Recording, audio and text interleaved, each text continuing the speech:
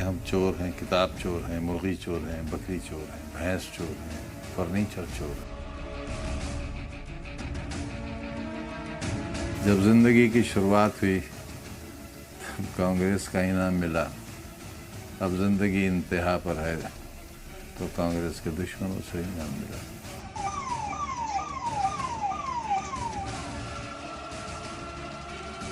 ہم تو وہ لوگ ہیں جو کسی کو بھی قابل قبول نہیں ہیں۔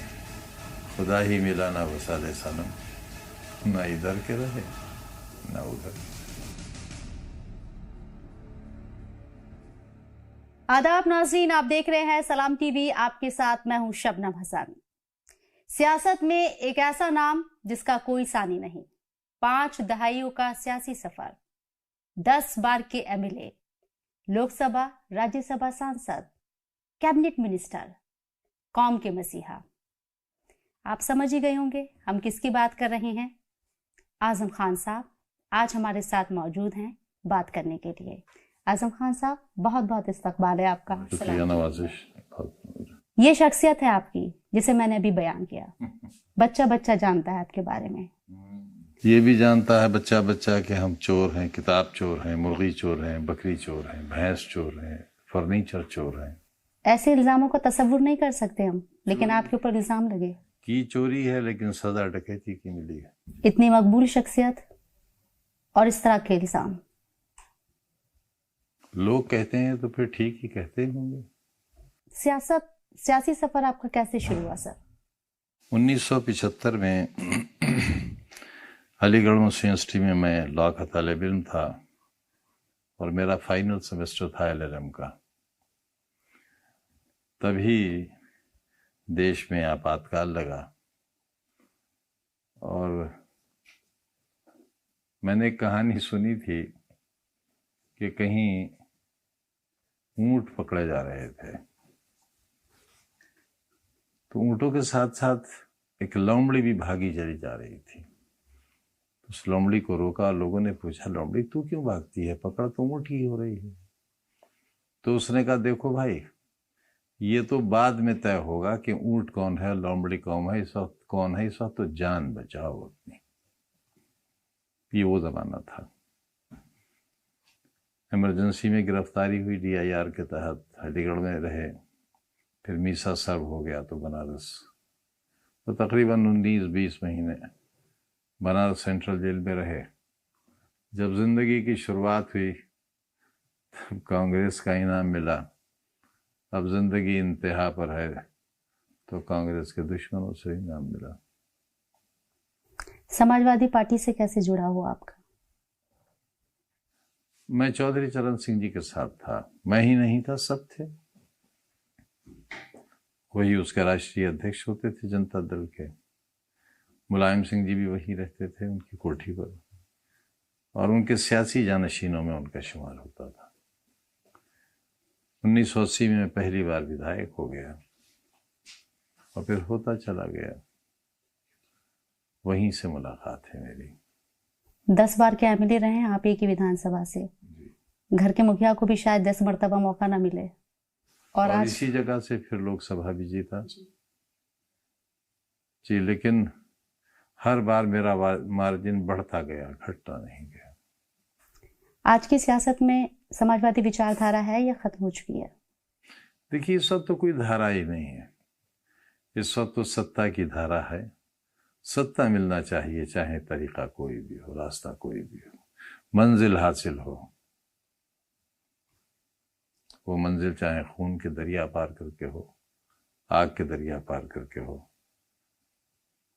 نفرت کے بازار لگا کر ہو، یا محبتوں کا سودا کر کے ہو، ستا ہو۔ 2017 کے بعد اتر پردیش کی سیاست بالکل بدل چکی ہے، کیسے دیکھتے ہیں آپ؟ دیکھیے، یہ سب کام ایک دم نہیں ہوتا۔ جب سماج میں ڈیٹریشن آتا ہے، گراوٹ آتی ہے، تو آہستہ آہستہ آتی ہے۔ ہمیں اس کا احساس جب ہوتا ہے جب وہ مکمل ہو جاتی ہے۔ گراوٹ تو بہت پہلے سے آنے لگی تھی، اور ان طاقتوں نے جنہوں نے حالات کو انجام تک پہنچایا، ان کی کوششوں کا سفر تقریباً 1 صدی کا ہے. قوم کے مسیحا کہا جاتا ہے آپ کو؟ نہیں، غلط کہا جاتا ہے. مسلم طبقے کی سیاست میں حصہ داری غیر موضوع ہو گئی ہے، کوئی بات ہی نہیں کرتا اس پر. میں اپنے آپ کو تنہا مسلمانوں سے نہیں جوڑتا، میں انسانوں سے جوڑتا ہوں. اس میں مسلمان بھی آتے ہیں، اور وہ اس لیے کہ میرا دین مجھے اجازت ہی نہیں دیتا کہ میں کسی دوسرے سے نفرت کروں. پیغام الہی ہی نہیں ہے، قرآن حکیم کا حکم ہی نہیں ہے، کیونکہ وہ رب المسلمین نہیں ہے، وہ رب العالمین ہے. اور جب وہ رب العالمین ہے تو پھر مسلمانوں کے علاوہ دوسری قوموں سے نفرت کرنے کا اختیار مجھ سے اللہ نے واپس لے لیا ہے، چھین لیا ہے. میں اگر کسی سے نفرت کروں گا، اس کا حق چھینوں گا، ناانصافی کروں گا، تو میں اللہ کے احکام سے بغاوت کروں گا. شاید یہ ہم سمجھا نہیں سکے، برادران وطن تک یہ پیغام پہنچا ہی نہیں سکے. آپ کے اوپر کئی مقدمے ہوئے ہیں، لوگ کہتے ہیں کہ بدلے کی نیت سے مقدمے کیے گئے. بدلہ کس بات کا؟ لیکن ایک سوال ہے اعظم صاحب، کہیں تو کچھ رہا ہوگا جو یہ موقع ملا؟ جی کیا رہا، کہیں گے؟ بالکل رہا موقع یہ رہا کہ وہ لوگ جنہیں سائیکل اور موٹر سائیکل کا پنکچر جوڑنا تھا، میں ان کو قلم دینے کے لیے نکلا. جنہیں رئیسوں کی کوٹھیاں بنانے کے لیے اینٹیں چننا تھیں، میں انہیں قلم دینے کے لیے نکلا. جنہیں ہتھوڑے سے ہتھیار پر دھار بنانی تھی، میں انہیں قلم دینے کے لیے نکلا. یہ میرا چھوٹا گناہ ہے، سزا چھوٹی ملی ہے، سزا اور بڑی ملنا چاہیے تھی. ملے گی لگتا ہے، زندہ رہ گیا تو ملے گی. 23 مہینے بعد آپ جیل سے کون سی بات تھی؟ 27 مہینے اس سے 2 مہینے پہلے رہ کر آیا تھا، 1.25 سال ایمرجنسی میں رہا تھا. ہم تو وہ لوگ ہیں جو کسی کو بھی قابل قبول نہیں ہیں. خدا ہی ملا نہ وصال صنم، نہ ادھر کے رہے نہ ادھر کے. جیل میں وقت بتانا آپ کے لیے کتنا مشکل تھا؟ کوئی ایک ایسا پل جو بہت بڑا مشکل آسان رہا؟ تھا. خود کو بھول گئے تھے، ہم زندہ ہیں یہ بھول گئے تھے، ہمارا کوئی خاندان کوئی پریوار ہے وہ یہ بھول گئے تھے، ہم کہاں سے آئے تھے اور کہاں جانا ہے یہ بھول گئے تھے. پھر کیا رہ گیا تھا؟ پانی میں آواز کس میں ہوتی ہے؟ جو بہتا ہے، اور جو ٹھہر جائے وہ سڑ جاتا ہے. ہم تو ٹھہرا ہوا پانی تھے، سڑا ہوا جسم لے کر باہر آ گئے. آپ کے میں نے انٹرویو دیکھے اس سے پہلے کے، آپ نے اس کوٹھی کا ذکر کیا. 7x11 اسی میں ٹوائلٹ تھا، کوئی کھڑکی نہیں تھی، کوئی وینٹیلیشن نہیں تھا. اکثر لوگ سوچتے ہیں یا عام لوگوں میں ایک نظریہ ہوتا ہے کہ نیتا ہیں، وی آئی پی ہیں، جیل میں کچھ خاص سہولت مل جاتی ہوگی. جی ملی تھی، خوب سہولت ملی تھی، تنہائیاں ملی تھیں، اکیلاپن ملا تھا. ہم بھیڑ میں رہنے والے لوگ کبھی کبھی تنہائیوں کو ترس جاتے تھے، تو دل بھر کے ملی تھی. گندگیاں ملی تھیں، سانپ بچھو بچھ کپڑے ملے تھے. آس پاس کی کوٹریوں میں لوگ تھے آپ کے؟ نہیں، پھانسی گھر ہے وہ، وہاں پھانسی کے ملزم رکھے جاتے تھے. کبھی دہشت آپ کو لگی؟ دہشت تو ان کو لگتی ہے جو خود کو زندہ مان کر جیتے ہیں. اب تک جو آپ نے ابھی تک جو حقیقت بیان کی ہے جی لیے، اس بیچ کوئی ایسا شخص رہا جسے آپ یاد کریں گے؟ اللہ، صرف اللہ. اور میں کہتا تھا، میں یہ انٹرویو کے لیے نہیں کہہ رہا ہوں، کہاں ہے تو؟ اے اللہ، تو نے تو وعدہ کیا تھا کہ میں اپنے بندے کو اکیلا نہیں چھوڑوں گا. میں بہت اکیلا ہوں.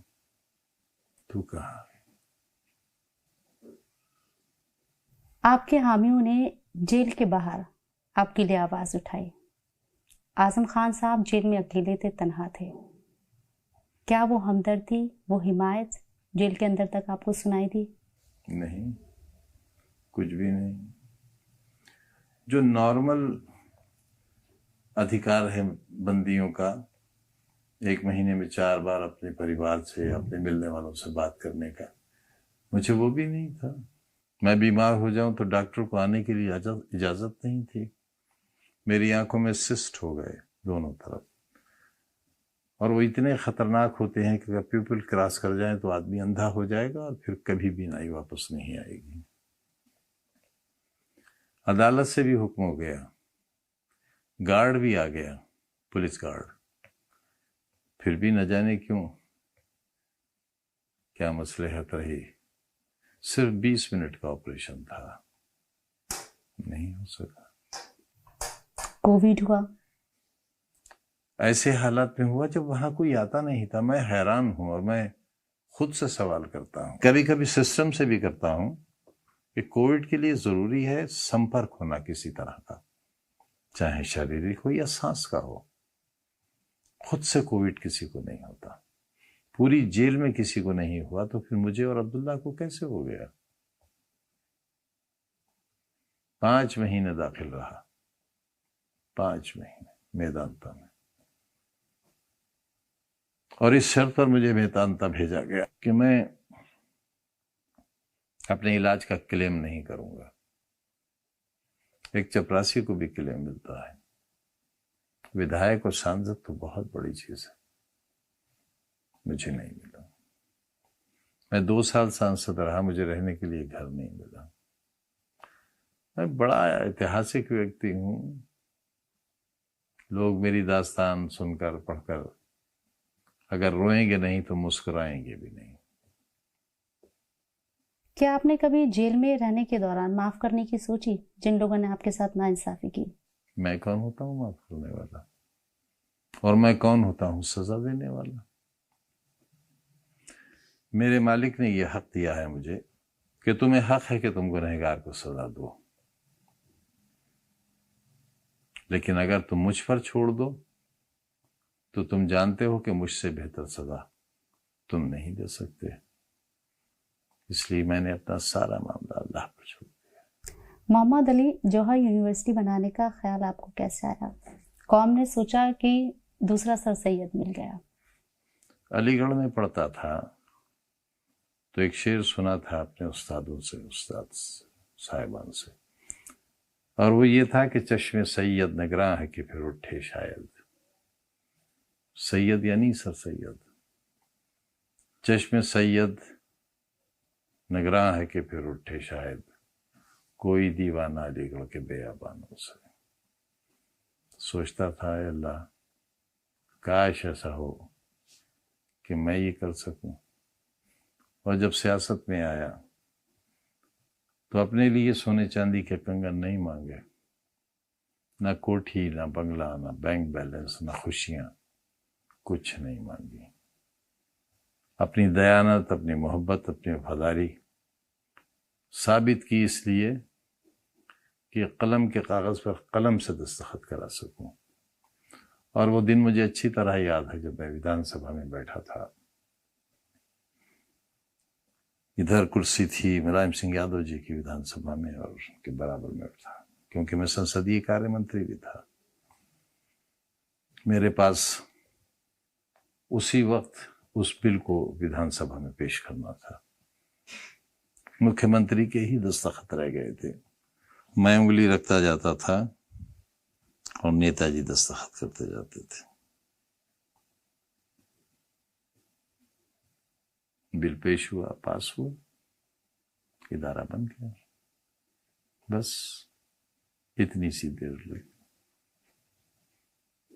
سماجوادی پارٹی سے اس دور میں آپ کے رشتے سب کو پتا ہیں، آج کے بھی پتہ ہے، لیکن آج کچھ ناتیافاکیاں ہیں کیا؟ بالکل نہیں. سب کچھ صحیح جا رہا تھا.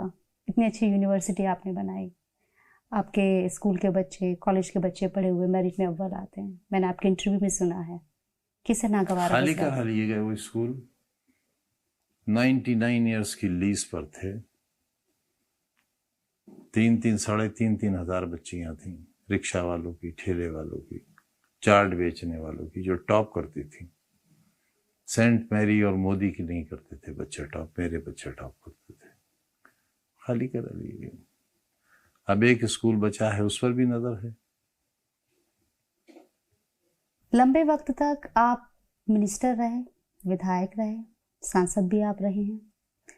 رامپور کو جس مقام پر آپ لے جانا چاہتے تھے، جس طرح سے آپ دیکھنا چاہتے تھے رامپور کو، وہ پورا کر پائے؟ دیکھیے، رامپور کے ماتھے پر ایک داغ تھا کہ اس کی پہچان چاقو سے تھی. فلموں میں، کاروبار میں، بدنامی میں. میں چاہتا تھا کہ یہ پہچان مٹ جائے. اس کوشش میں کامیاب ہوا. میں نے قلعے کے جلسے میں کہا تھا ایک بار کہ رامپور والوں میں تمہارے شہر کو دنیا کے نقشے پر لاؤں گا. بالکل سناٹا تھا، مگر کہیں دور سے آواز آئی، پاگل ہو گیا. ایسے کام پاگل ہی کر سکتے ہیں، دیوانے ہی کر سکتے ہیں. اور دیکھیے، میں رامپور کو دنیا کے نقشے پر لے آیا.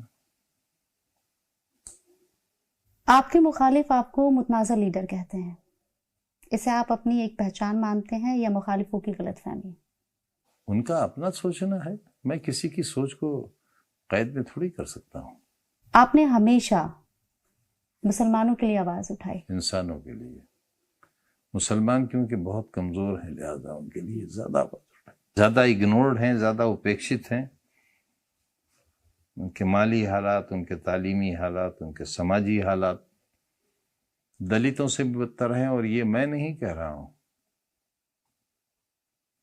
یہ کمیشنز کہہ رہے ہیں، ایک دو نہیں، جتنے کمیشنز بنے بیٹھے ان سب کا یہی کہنا ہے. سچر کمیشن کی تو رپورٹ ہے کہ دلتوں سے بھی بدتر ہے مسلمانوں کی حالت.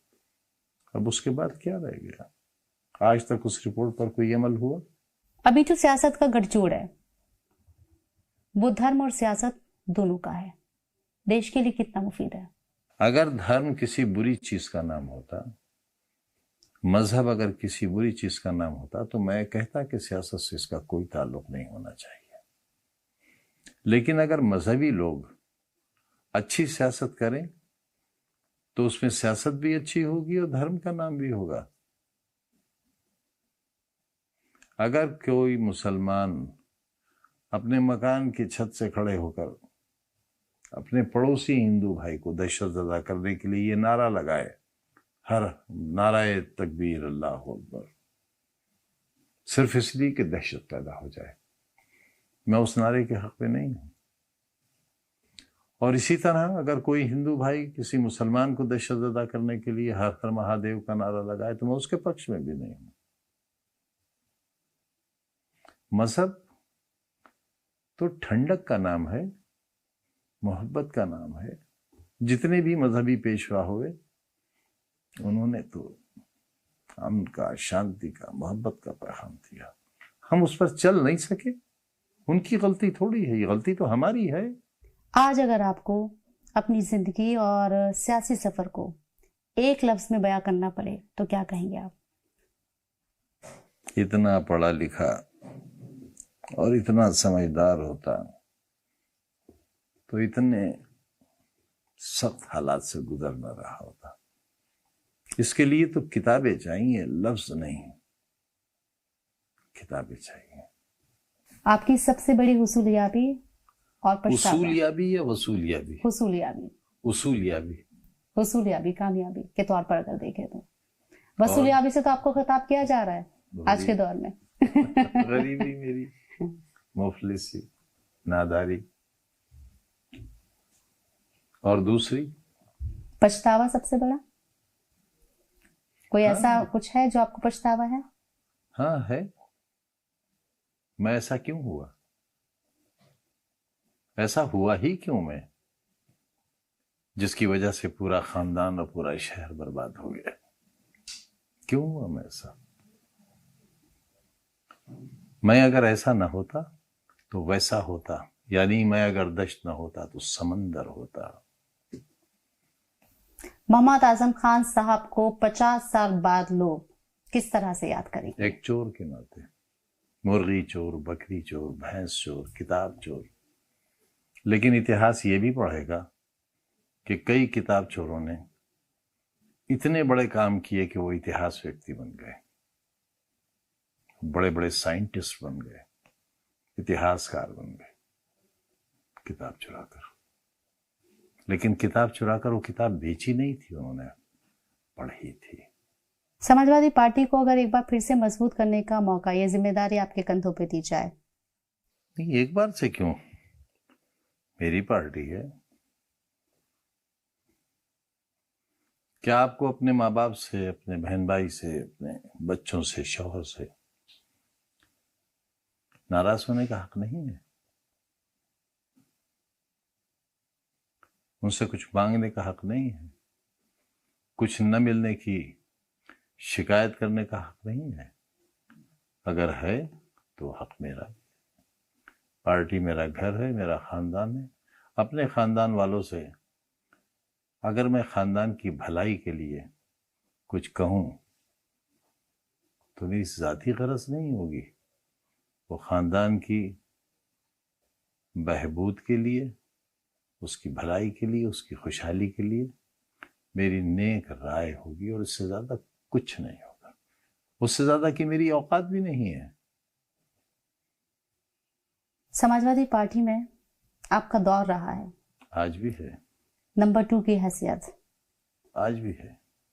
قیادت پہلے کی طرح ہے یا بدل چکا ہے کچھ؟ سب کچھ ویسا ہی ہے، میں کچھ بدل گیا ہوں. آپ صحت یاب رہیں، اللہ آپ کو تندرستی دے. آمین. سیاست میں رہیں گے یا اتنے زخم ملنے کے بعد چھوڑ دیں گے؟ آپ کیا چاہتی ہیں؟ آپ کو روشن دیکھنا چاہتے ہیں. اس کے لیے دعا کیجیے. اس کے لیے جلنا پڑتا ہے. جلیں گے. ناراضگی قیادت سے، پارٹی سے صرف زبان تک ہے، دل میں بھی کچھ کھا رہے ہیں؟ کوئی ناراضگی ہے ہی نہیں. آپ کے کہنے سے تھوڑا ہو جائے گی، نہ آپ کے بہکانے سے بہک جاؤں گا. ایک لاسٹ سوال ہے میرا سر آپ سے. جب جیل سے رہائی کی آپ کی خبر آئی، کچھ خبریں گردش کرنے لگی، شاید جیل تک وہ پورے پیپر بھی نہیں پہنچے تھے رہائی کے. اس سے پہلے خبریں گردش کرنے لگی کہ اعظم خان صاحب باہر آ رہے ہیں اور سماجوادی پارٹی سے کنارہ کر کے، میں کھل کے نام لوں گی، بی ایس پی جوائن کر سکتے ہیں یا بی ایس پی کے ساتھ جڑ سکتے ہیں. یہ صرف خبریں ہیں، گردش کر رہی ہیں، بے بنیاد ہیں، کیا ہے؟ میں نے اس وقت بھی کہا تھا بے وقوف تو ہوں، اتنا بھی نہیں ہوں. میں صرف یہ بات بی ایس پی کہہ رہا ہوں. میں ابھی کوئی راجنیتک فیصلہ لینے کی پوزیشن میں ہی نہیں ہوں. سب سے پہلے ضروری ہے کہ میں زندہ تو رہوں، میری صحت تو ٹھیک ہو. میں نے تھکنا سیکھا ہی نہیں تھا. میں چلتا نہیں تھا، اڑتا تھا. میرے پنکھ تھک گئے ہیں، انہیں قوت دینا ہے اور ان کو ایک بار پھر تو شاہی ہے بسیرا کر پہاڑوں کی جگہوں اس قابل بنانا ہے. اس کی دعا کیجیے، اور جو سن رہے ہیں میری بات وہ بھی دعا کریں. میرے لیے نہ بھی کرنا چاہیں تو مجھے کوئی شکایت نہیں ہوگی، لیکن ان لوگوں کو بچانے کے لیے ضرور دعا کریں جو مجھ سے بھی زیادہ ستائے گئے ہیں. ایک چھوٹا سا اور سوال ہے سر، پوچھنا چاہوں گی. کہتے ہیں انسان کے اوپر کتنی بھی مصیبتیں آئیں، اگر اس تک ہوتی ہیں تو وہ جھیل جاتا ہے یا پار پا لیتا ہے، برداشت کر لیتا ہے. لیکن بات اگر خاندان کے اوپر ہو، فیملی کے اوپر ہو تو ٹوٹ جاتا ہے. آپ کی اہلیہ، آپ کے بیٹے، انہیں بھی سفر کرنا پڑا آپ کی وجہ سے. میرا بھائی، میری مری ہوئی ماں، یہ برداشت بھی تو اللہ نے دی ہے. میری بڑی بہن جو میری ماں کی عمر میں ہے، پرنسپل سے ریٹائر ہوئی تھی، کئی کتابوں کی رائٹر ہیں، افسانہ نگار ہیں۔ ہم لوگوں کے گھر کے دروازوں میں کنڈی نہیں لگتی ہے، اب لگنے لگی ہے۔ ان کے گھر کے دروازے بھی کھلے ہوئے تھے، اچانک پولیس آئی اور اس وقت بھی ان کی عمر شاید 72-74 سال کی تھی، اور گھسیٹ کر انہیں جیپ میں ڈال لیا گیا، بے خطا بے گناہ۔ یہ الگ بات کہ بہت لوگ پہنچ گئے تھانے اور ان کو واپس لے آئے، لیکن ہوا تو